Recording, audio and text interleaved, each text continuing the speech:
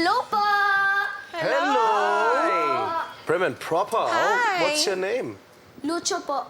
Lucho, kapag hindi ka kumakanta, ano ang mga ang pinag-aabalahan? Horseback riding. Horseback riding. Opo. Horseback? May horse ba tayo dito? Ito po ay horse/camel. Naipit yung bibig. Nagpapakute.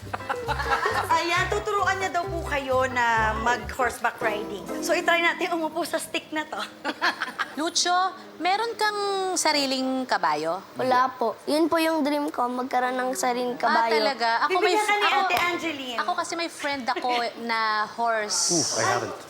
Horse yung friend mo. Pero nag-work siya ngayon eh. So, ayoko muna siyang istorbohin. Nag-work siya.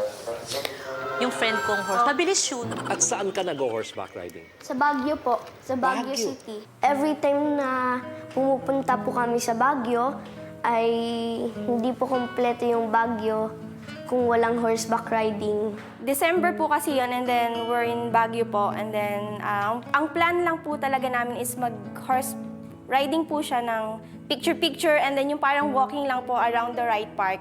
And then, nag-CR po ako noon eh. And then, after ko mag-CR, nakikita ko tumatakbo ng mabilis yung kabayo. So, napatakbo din po ako ng mabilis kasi ni-imagine ko ang face po ni Lucho is umiiyak or natatakot na po kasi ang alam ko po is accidentally na patakbo ng mabilis yung kabayo. And nung nakita ko siya, nakaganyan siya, oh, yeah! Napagano na lang po ko. Tapos doon po, nag-start po yun na nagustuhan po niya mag-horseback riding. Ito talagang si Lucho, oh. Akala namin equestrian ka. Sa Baguio ka lang pala nangangabayo? Marami akong mga pictures dito sa phone ko when I was your age. At lagi akong sumasakay sa mga kabayo. Sino gusto mong unahin na turuan? Si Sir Gary V po muna. Ganito po, di ba po nakasakay po? Sakay po kayo. Para po lumakad po yung kabayo, parang igaganan po yung paa. Dito sa tabi, yung dito, pak, ganon, di ba? Opo. Pero para po tumakbo po ng mas mabilis, parang papalawan po sa puwet. Pero depende sa lakas yun, Sir Gary, di ba? Kung gaano mo Opo. gusto kabilis siya, depende sa palo. Yung last tip ko po is, kung gusto niya na pong tumigil po yung kabayo, hihilahin niyo na lang po yung tali.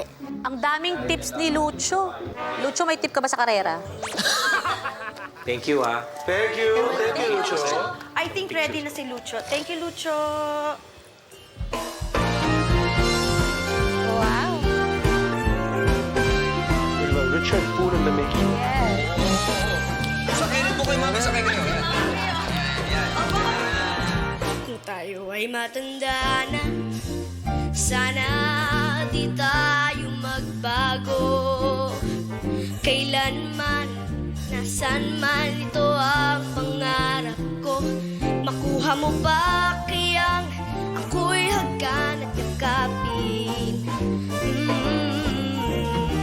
Hanggang sa pagtanda natin, nagtatanong lang sa'yo, ako pa kaya ibigin mo? Kahit maputi na ang buhok ko. Pagdating ng araw, ang iyong buhok ay puputi na rin. Sabay tayong mangangarap sa nakaraan natin. Ang nakalipas ay babalik natin. Ipapaalala ko sa'yo, sa'yo, sa'yo ang aking pangako na ang pag-ibig ko'y laging sa'yo. Kahit maputi na ang buhok ko, kahit maputi na ang buhok ko, kahit maputi na ang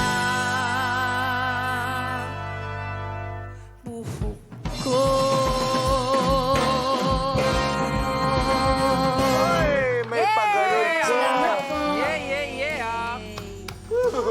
Lucho. Hi, Lucho. Ako, I really enjoyed your performance and I appreciate the crooner approach kasi actually parang if hindi ikaw pa lang ang nakakagawa so far sa Idol Kids Philippines, if I'm not mistaken. Kasi especially for kids nowadays, di ba, na mas modern songs, kumbaga, or mas modern approach yung style of singing, you had a different kind of way to go about it.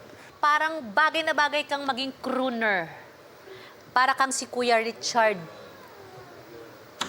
Richard Yap. Joke lang, Richard Poon. Yung style mo ng pagkanta, Style, oo. suwak na suwak dun sa song na kahit maputi na ang buhok ko. Sir Gary, Miss Reg, kayo naman. May feel ka na parang shoot na shoot dun sa kanta. Yes.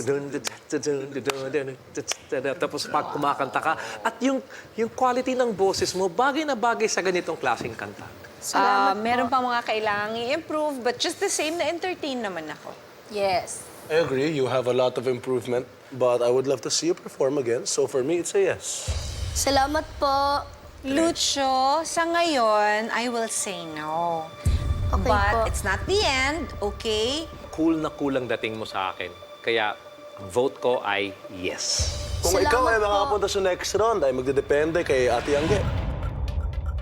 Pero sa ngayon, Lucho, magnuno muna si Ate Angeline. Okay po. Pero hindi ibig sabihin, dito natatapos ang lahat, okay? Sana magpatuloy ka sa pagkanta. Salamat Thank po. you. Thank you, Lucho. Thank you, Lucho. Salamat po. Thank you very much, Lucho. So, how was the experience? Nag-enjoy ka ba? Opo.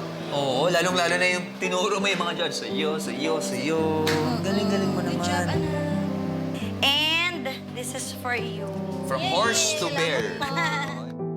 Lucho, ipagpatuloy mo lang ang pagsakay sa iyong pangarap, lalo pat maraming naniniwala at nagmamahal sa'yo.